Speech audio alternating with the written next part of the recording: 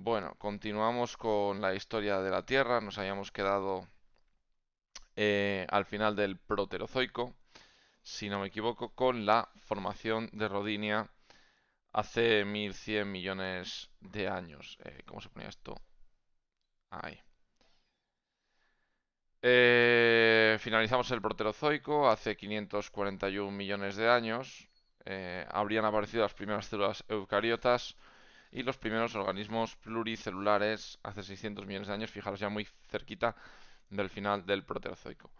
Cambiamos por lo tanto de eón, vamos a ver el último eón. Esto es muy importante que os deis cuenta que ya hemos visto los tres principales, bueno, o los tres primeros, y vamos a ver el cuarto y último. Dentro de este eón, tres eras: Paleozoico, Mesozoico y Cenozoico.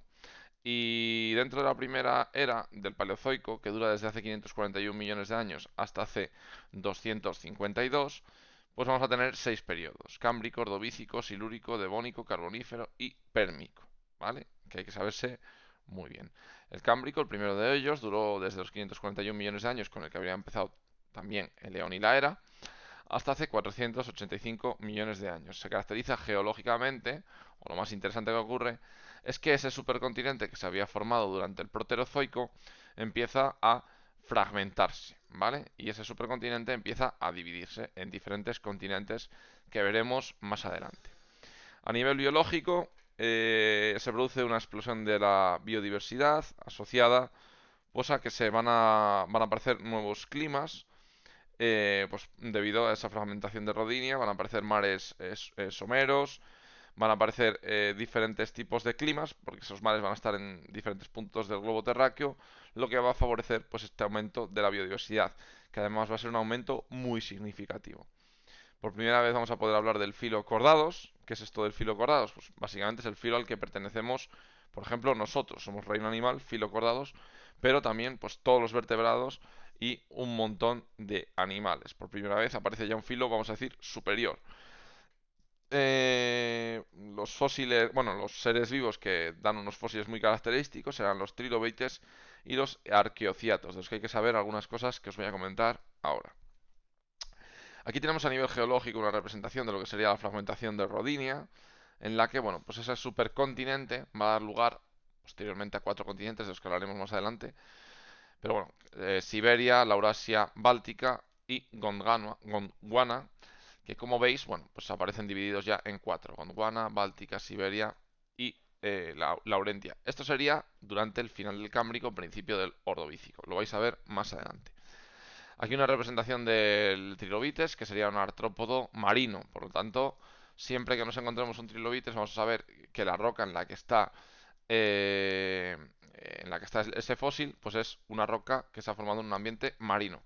Y lo mismo en el caso de los arqueociatos, que son los antepasados de los corales, y que donde los encontremos, pues también nos va a dar una idea de que el ambiente de formación de esa roca sedimentaria será un ambiente marino también, ¿vale? O sea que los dos son característicos de ambientes marinos, por si nos mandasen a hacer una asociación entre, entre estos dos fósiles y el ambiente de formación.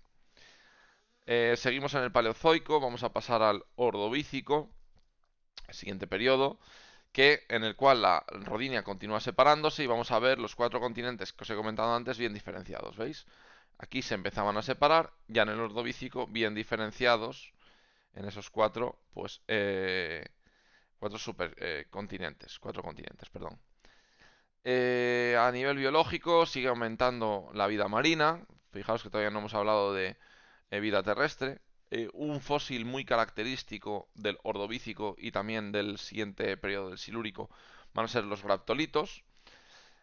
Aparecen por primera vez los peces sin mandíbulas o peces agnatos. Y al final del Ordovícico aparecerán los primeros peces con mandíbulas, los natostomados. El final de este periodo va a venir marcado por una primera gran extinción como consecuencia probablemente de una gran glaciación, ¿vale? Esto sería un ejemplo del fósil de un graptolito, concretamente de un Didymograptus que se llama. Esto, bueno, no tenéis que saberlo. Son muy característicos y muy abundantes, ¿vale? Aquí habrá una representación de cómo serían esos peces típicos del Ordovícico. Y bueno, esto es una gráfica en la que vienen las 5 grandes extinciones marcadas.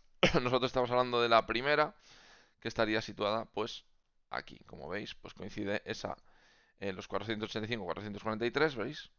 485, 440 y pico, bueno, pues al final del periodo, esa primera gran extinción. Siguiente periodo que vamos a ver es el periodo silúrico, ¿vale? Que lo más característico, con bastante diferencia, es pues la primera orogenia, la orogenia caledoniana, que si os fijáis, numéricamente podemos decir que prácticamente coincide con el silúrico, aunque se va 1 millón de años antes y termina 3 millones de años después, podemos decir que la orogenia caledoniana es la orogenia del silúrico, punto, ¿vale? A nivel biológico, ¿qué sería importante? Bueno, pues la aparición de las primeras plantas terrestres, la aparición de los peces acorazados o placodermos, los graptolitos que siguen siendo muy abundantes y que se les utiliza por lo tanto como fósil guía, y también aparecerán los primeros insectos sin alas. Es muy importante en el silúrico, como os he dicho, a nivel geológico, la orogenia caledoniana. ¿Qué será lo más interesante en este aspecto? Pues evidentemente estábamos hablando de que Rodinia se lleva fragmentando desde los dos periodos anteriores, ¿no? Entonces, ¿qué es lo interesante? Que una fragmentación no conlleva una orogenia. Una orogenia va a ser formada precisamente por un choque. Es decir, esos 4 continentes, o al menos alguno de ellos, está chocando, ¿vale? Esto quiero que lo tengáis muy presente para las dos orogenias siguientes que vamos a ver. Bueno, aquí una representación de cómo sería un placodermo, un pez acorazado, y aquí de cómo serían esas primeras plantas primitivas que no tendrían, bueno, pues ni tejidos diferenciados ni órganos diferenciados.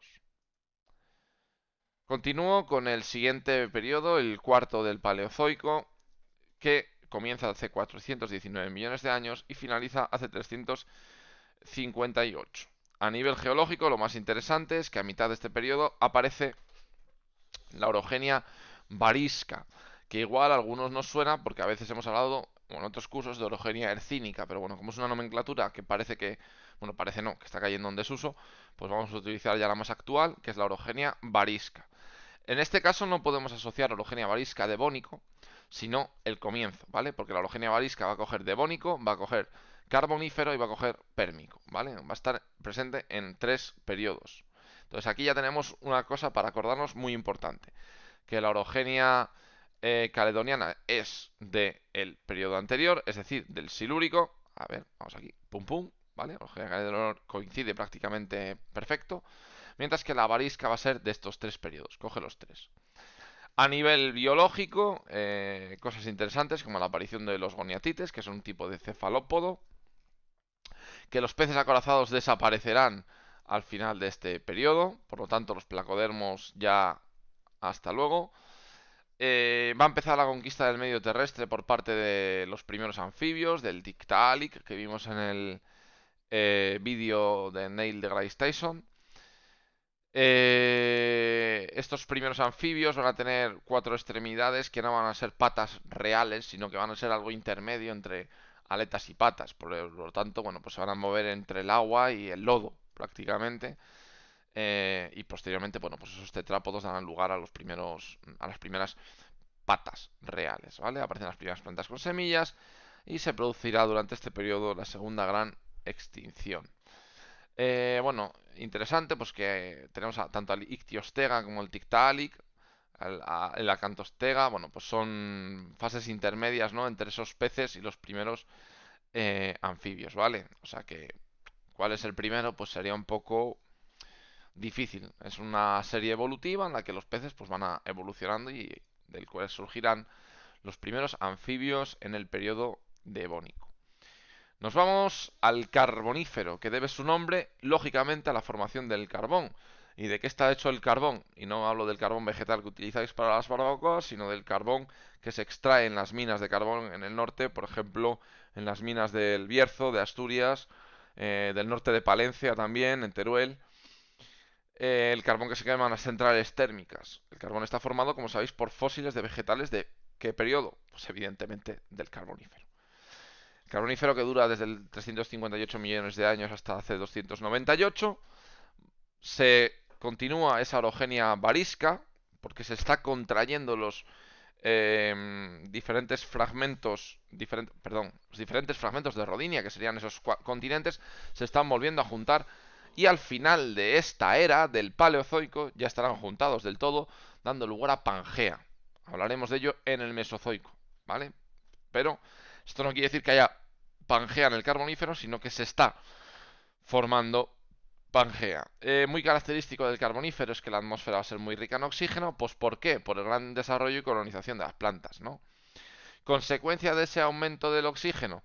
Pues un aumento también de la biodiversidad y de una biodiversidad muy característica, como van a ser, bueno, pues insectos gigantes, que esto no lo pongo, pero bueno, es muy característico, invertebrados gigantes. Va a aumentar el número de cefalópodos, van a aparecer unos foraminíferos muy característicos. Os recuerdo que los foraminíferos eran esos seres unicelulares que nos daban un montón de información sobre el clima, sobre todo, ¿no? Lo que os conté de la concha o cómo atrapan los isótopos de oxígeno en su concha, pero bueno, eso son cosas un poco ya muy concretas. Aumenta el número de peces cartilaginosos, de peces óseos, es decir, un aumento de la biodiversidad. Aparecen los primeros reptiles, consecuencia directa de la evolución biológica, pues de los anfibios, ¿vale? El gran desarrollo y colonización de las plantas va a ser lo más característico, apareciendo algunos géneros muy característicos, como estos dos que salen aquí representados, que bueno, no os voy a decir el nombre porque me parece un poco, bueno, Lepidodendron, Sigillaria, pues son nombres un poco liosos, y los grandes helechos que son muy típicos de este periodo carbonífero, ¿vale? Voy a finalizar el vídeo porque en la clase del lunes, del lunes día 28, no me dio tiempo ni tan siquiera a empezar la historia de la Tierra y ahora si os fijáis ya tenemos dos vídeos en los que he explicado el Proterozoico y el Paleozoico. Entonces, bueno, vamos a ver hasta dónde llegamos mañana. La idea es que el miércoles como tarde esté terminada la historia de la Tierra para el viernes poder empezar a corregir ya cosas del tema 1 y del tema 10 y preparar el examen de la próxima semana. Finalizo, por lo tanto, con este periodo pérmico que comienza hace 298 millones de años y finaliza hace 252, con el que terminará el Paleozoico. Finaliza, por lo tanto, la orogenia varisca durante este periodo y se va a caracterizar por un clima muy árido este último periodo. Durante él se van a desarrollar y van a diversificarse los reptiles, van a aparecer entre otros los reptiles sinápsidos, que son los reptiles precursores de los primeros mamíferos. En alguna bibliografía habla incluso de los primeros mamíferos durante el Pérmico, pero si os hablan de mamíferos, nos vamos ya al Mesozoico, ¿vale? Olvidaros de hablar de mamíferos en el Paleozoico porque sería algo muy residual. Aparecen algunos reptiles característicos como el Dimetrodon, aumenta el número de hominoideos, aumenta el número de foraminíferos, aparecerán los primeros musgos como los que conocemos hoy en día. Y bueno, por último, muy importante es que al final de este periodo lo marca una extinción masiva, en la que desaparecerá el 90% de la vida marina y el 70% de la vida terrestre. Es una extinción o la mayor extinción de la historia de la Tierra, ¿vale?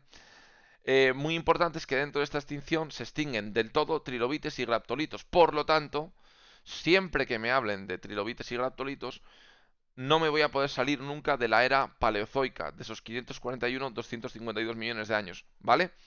Si yo encuentro trilobites o graptolitos, estoy hablando del paleozoico, ¿ok?